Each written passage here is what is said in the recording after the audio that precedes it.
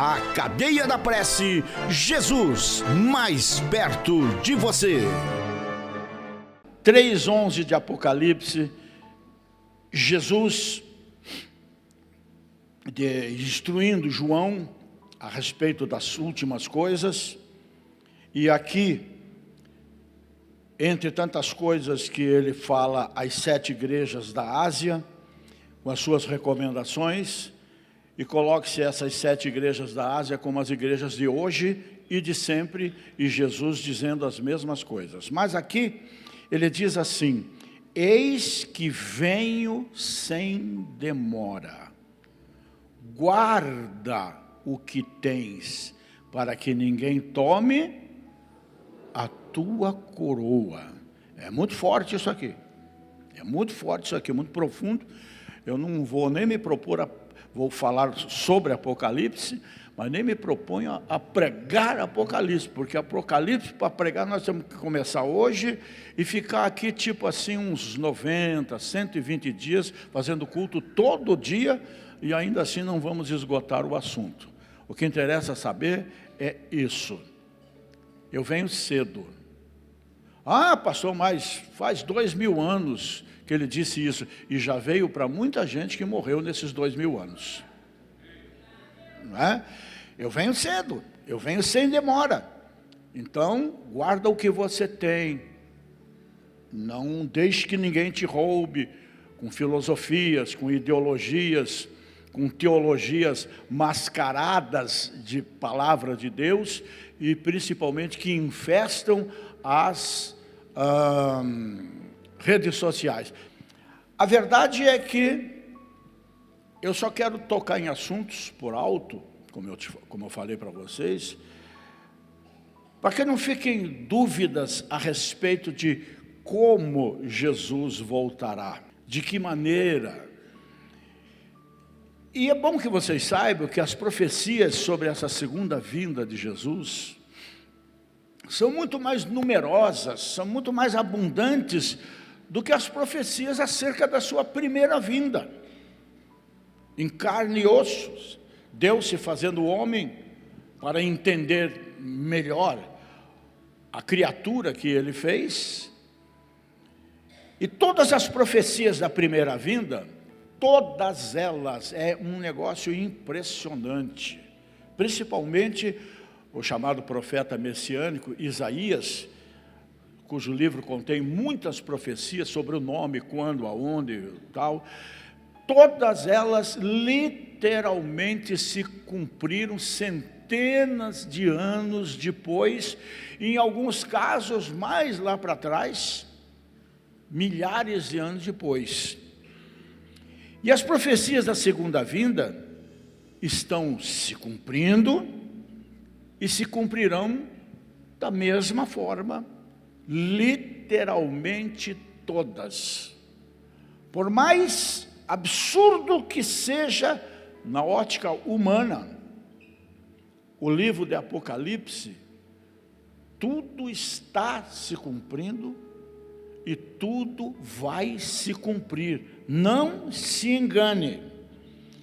Hoje nós vemos muitas séries de televisão, pelo menos estão fazendo algumas coisas mais consistentes, né? Filmes mesmo, está para sair Deixados para Trás agora. Está para sair um outro que já não é exatamente sobre a segunda vinda, que é a complementação do filme do Mel Gibson, do Paixão, de anos atrás, que causou um impacto no mundo impressionante, né? A natureza está pregando todo santo dia que Jesus está voltando. A maldade humana tão exacerbada, de uma forma brutal, insana. Está aí, para quem quiser ver, né? A televisão mostra. Tudo está falando que Jesus está às portas. E ainda que não estivesse, nós devemos viver como se tal estivesse acontecendo.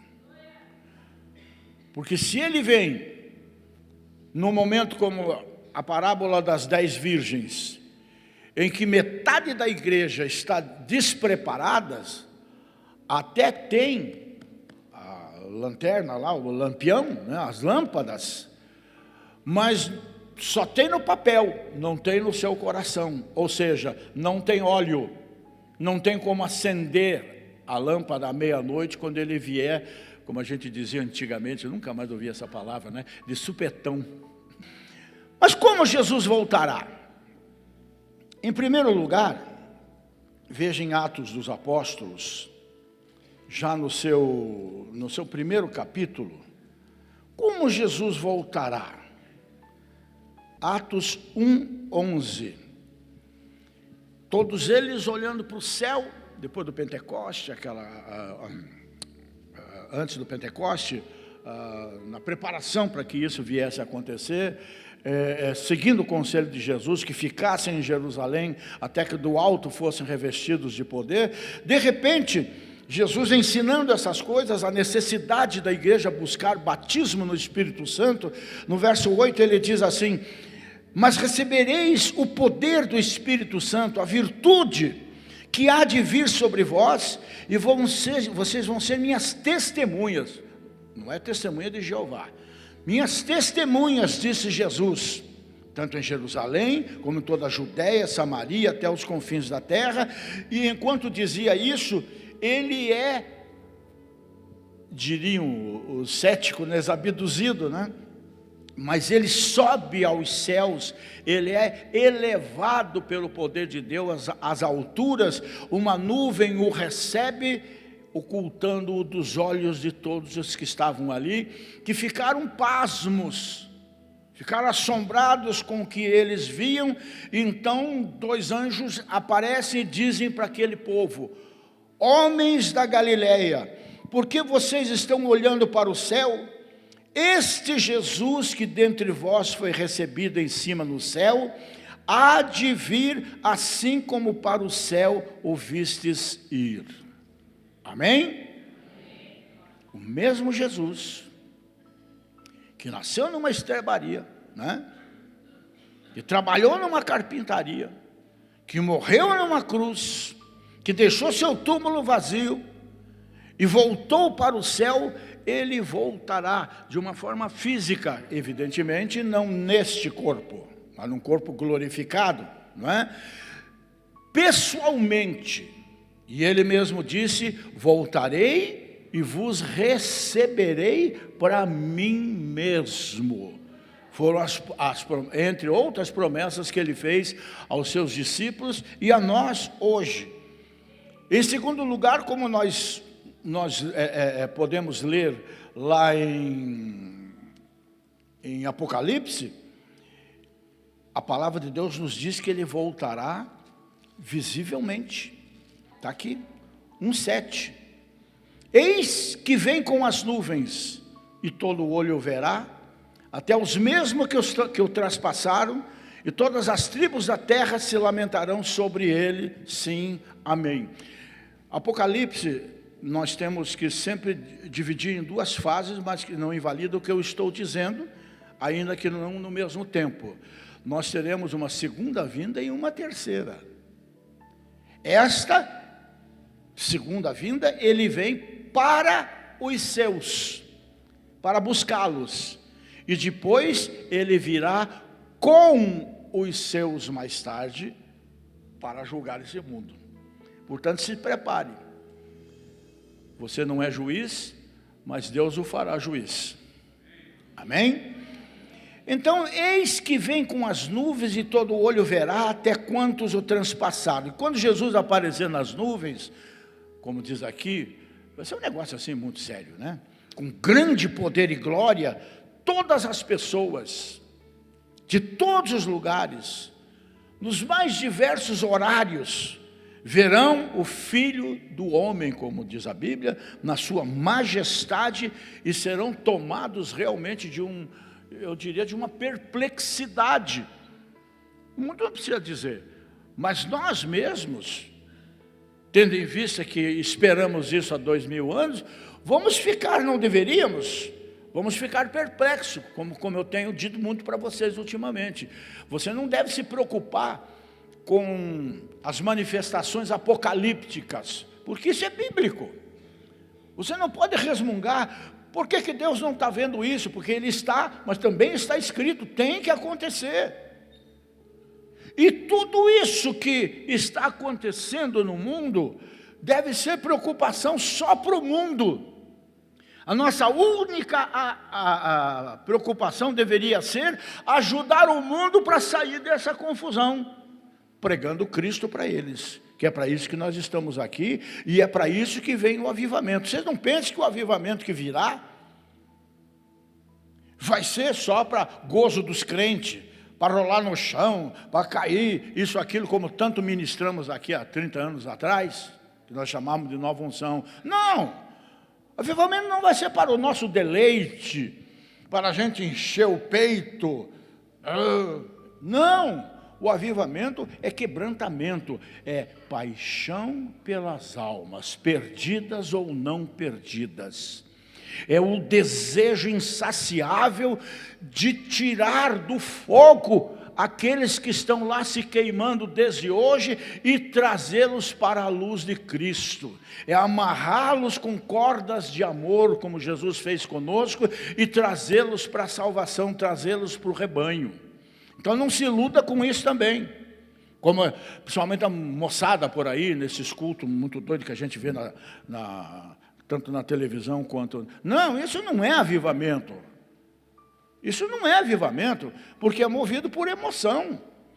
Avivamento é quebrantamento, é mudança de ser. Não adianta ficar pulando que nem um tico-tico na igreja e saindo dali vai para a balada, como acontece em muitas igrejas do mundo inteiro, inclusive algumas famosas aqui em Curitiba, que até mudaram os dias de culto de jovens, que via de regra era quase sempre nos sábados, para não atrapalhar a balada deles. Olha a que ponto a igreja está chegando. Então guarda o que tens, para que ninguém roube a tua coroa. Não está na Bíblia esse versículo, mas não entre em barca furada. Não entre em barca furada, não é? E aquele que será o dia mais glorioso, ao mesmo tempo mais aterrador da história, está aí, está às portas. Alguns de vocês, acredito eu, na verdade a maioria, porque eu aqui sou o mais velho hoje em dia, né? Só perco para o Luizão. Muitos, com certeza, verão isso em vida ainda, não tenho dúvida disso. Mas, como lemos aqui, todas as tribos da terra, todas as nações da terra, né, se lamentarão muito neste dia. Mas, pastor, Jesus vem, e tudo que ficar está perdido? Não. Por isso a necessidade de evangelizar. Porque aqueles que ficarem, não haverá mais Espírito Santo, porque o que ainda detém esse dia é a presença do Espírito. O Espírito jamais vai se retirar daqui sem nós, ou nós sem Ele. Só que o dia que Ele vier buscar a sua igreja, o Espírito Santo vai junto, evidentemente. Então não terá mais quem convença da justiça, do pecado e do juízo. Mas então está tudo lascado? Bastante. Mas não totalmente. Porque aqueles que estiveram numa igreja, aqueles que ouviram a palavra, agora vão mais do que nunca chegar à conclusão lógica. Eles lá da 10ª igreja em Campo Comprido estavam certos, eu é que estava errado em não acreditar. E agora o que eu faço? Agora vai ser com seu sacrifício, se negando a ter marca, a uma porção de outras coisas, a se render àqueles que vão se sobrepor sobre a humanidade e vai pagar com a vida. Funciona assim. Até estou pensando muito, não sei se alguém aqui vai lembrar, isso foi do tempo da igrejinha antiga. Dia 1º de outubro nós completamos 30 anos aqui da inauguração da catedral.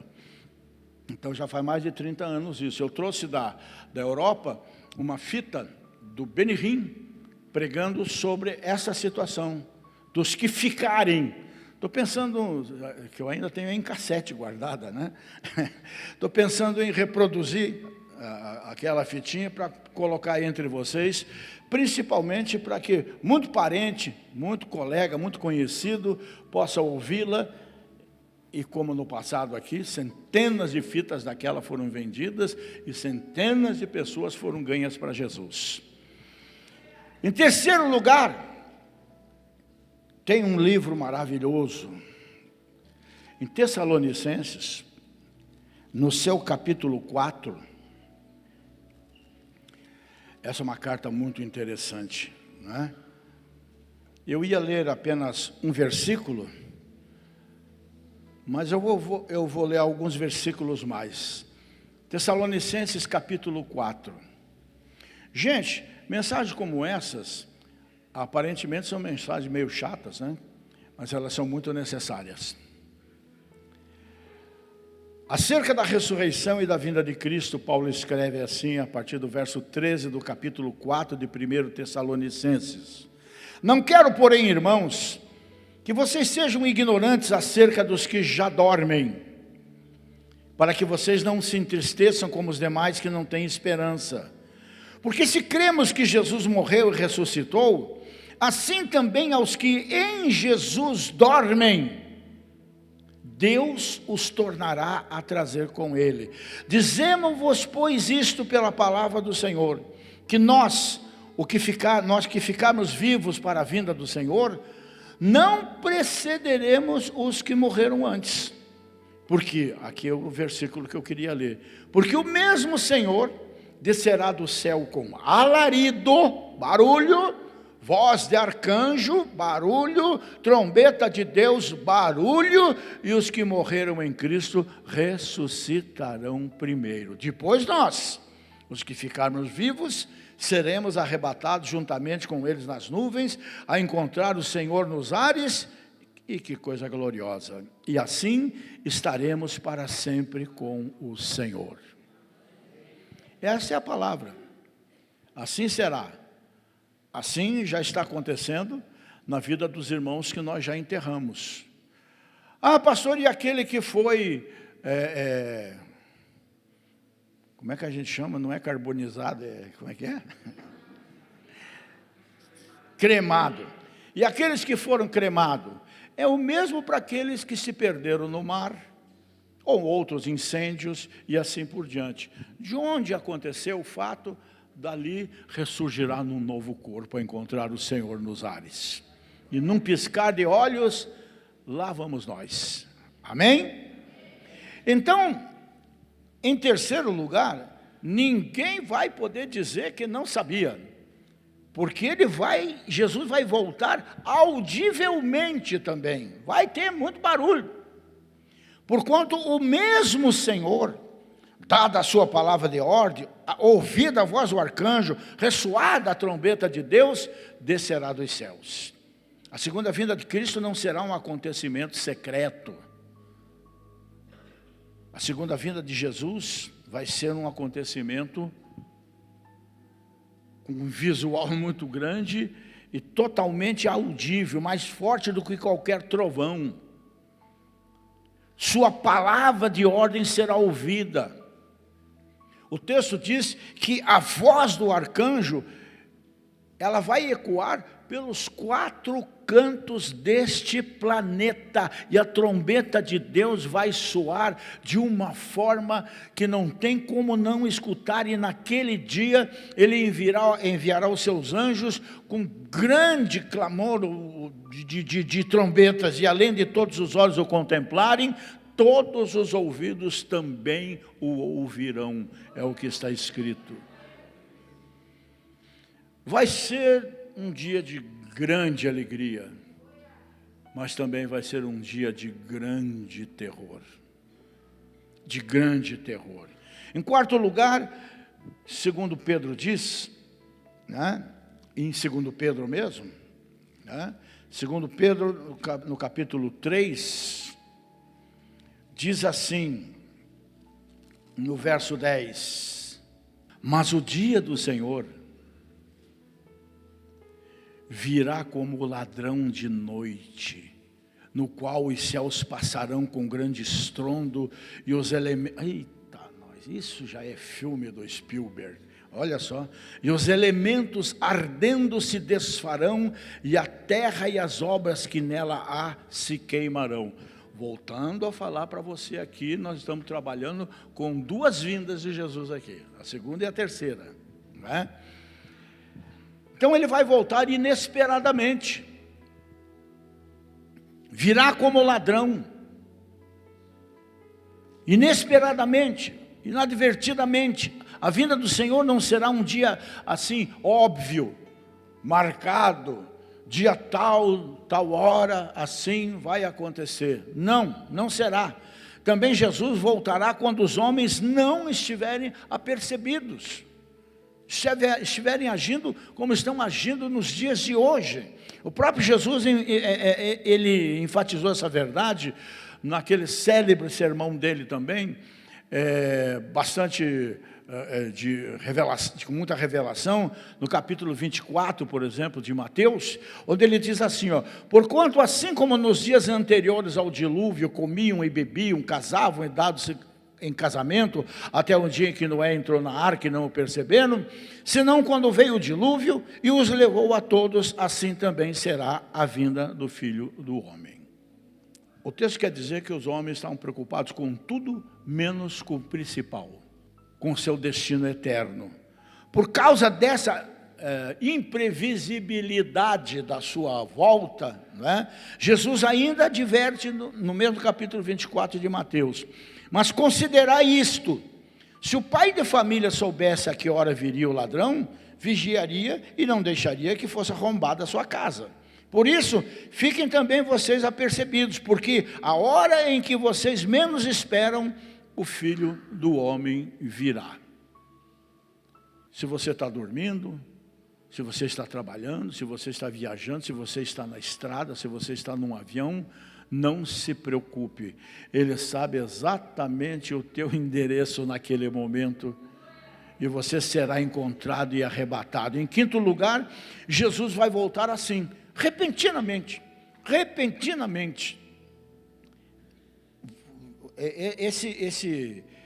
Esse capítulo 24 de Mateus é muito elucidativo nesse sentido, mas tendo cuidado sempre de separar a segunda e a terceira volta, né? Porque assim como o relâmpago sai do Oriente e se mostra até no Ocidente, assim há de ser a vinda do Filho do Homem.